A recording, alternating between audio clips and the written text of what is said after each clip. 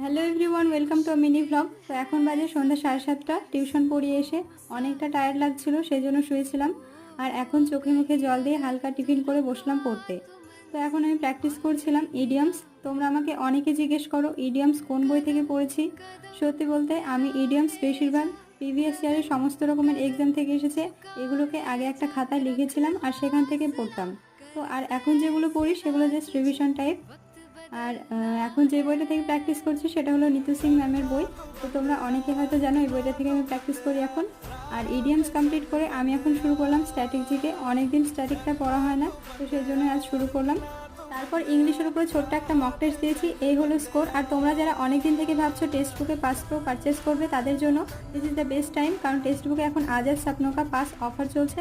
Validity 15th August, মানে কালকে। আর তোমরা যারা আমার কুপন কোড ইউজ করবে তারা 12% ডিসকাউন্ট পেয়ে যাবে। So go and check my community post. Tata.